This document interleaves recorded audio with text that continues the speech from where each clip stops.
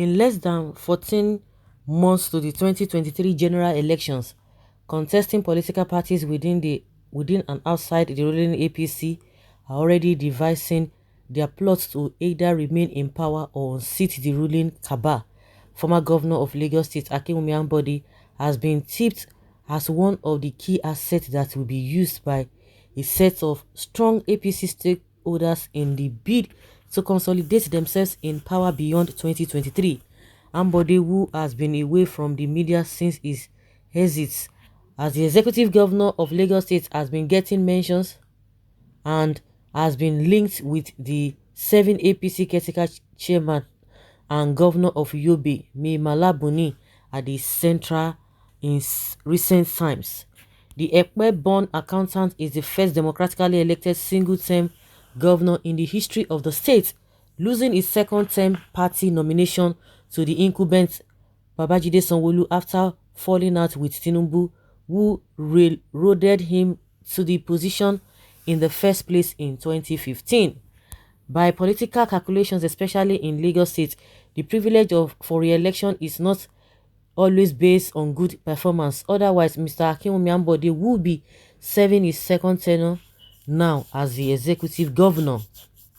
A source within the APC hinted that though Ambode is still hugely popular in his native Ekpe, it is doubtful if he would want to sit down with the Tinubu political family again for any form of business in the light of how he was treated in the build-up to 2019 poll.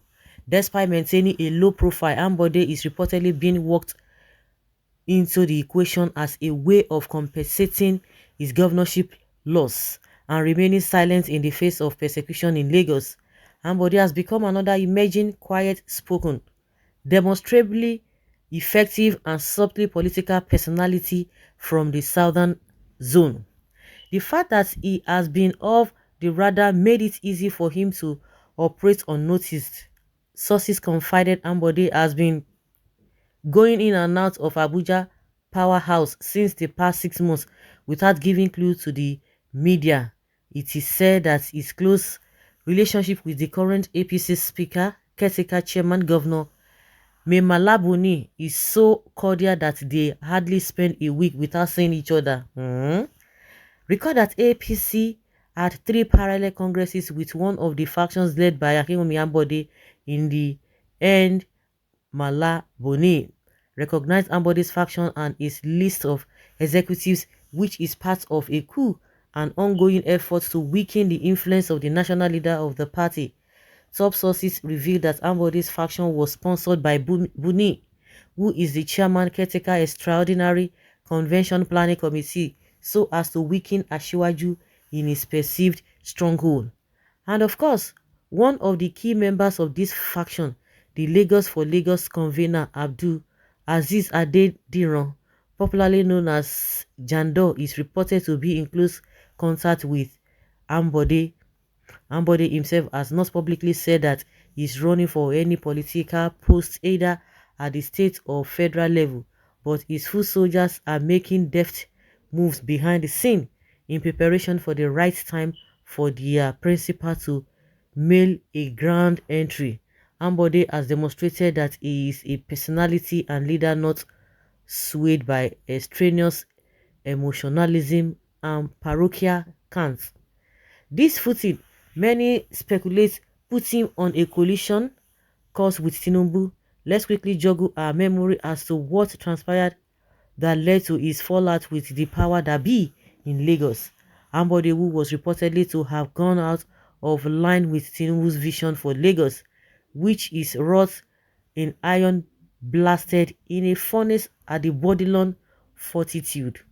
As the lines are blurred between his plans for the future of Lagos and his personal interests that can bring, or that may be perceived to bring, direct or indirect benefits to him, Tinubu has reserved to himself the right to determine who is taking Lagos in the direction of the common good. Ambode, it was also reported, refused to bribe Lagos legislators and turned down the proposition to concession the Fourth Mainland Bridge to a construction company linked to Ashiwaju. He divided the tax return that was solely concessioned to Alphabisa, revoked the contract for the development of Falomo shopping center, and banned vehicle inspection officers from Lagos roads. The straw that reportedly broke the camel's back was riding Lagos of the menace of area boys operating as members of the National Union of Road Transport Workers and relieving Lagos State Waste Management Loma of their duty while launching Visionscape to the same job. By consequence, Akinwumi got a bitter taste of politics in a squid governorship primary in which the odds were highly stacked against him, aimed in all sides by turncoats and obstacles that his teeming army of supporters could not fight. He watched his own deputy governor brandish his ballot paper and cast her vote for his opponent Babajide Sanwo-Olu. Well, eventually in an emotion-laden broadcast in October 2018, Ambode considered defeat, stated the interest of her beloved state must always supersede that of any person or group, Ambode said, though he criticized the primaries, alleging violence, electoral malpractices, and that his supporters were himself and his supporters were disenfranchised. He has remained in the APC as he bid the state farewell on the eve of his exit as Lagos. Ambode looked back at his administration. A few of our policies might have been unpopular, but these were decisions taken with the best interests of our state in mind. With the benefits of hindsight, maybe we could have done some things differently, but our intention was always clear for the good of Lagos, he retorted. After all said, it will be a delicate decision that can make or mar Ambode's political future, his prominence within the party in Lagos, and his newfound romance with powers that be in Asu Rock is not in doubt. But just as stated earlier, Ambode is a man that cannot be predicted. Okay. Wonder shall never end. Let's see how all of this will play out. Story, story, story, story. I see him becoming the president of this country someday soon. Hey, woo, somebody. I did love. His political engine room is superb. Somebody is a failure any day because your slave master say so. He's a leader who touched the life of Lagosians with good road projects. He thinks and feels for his masses. I don't understand though.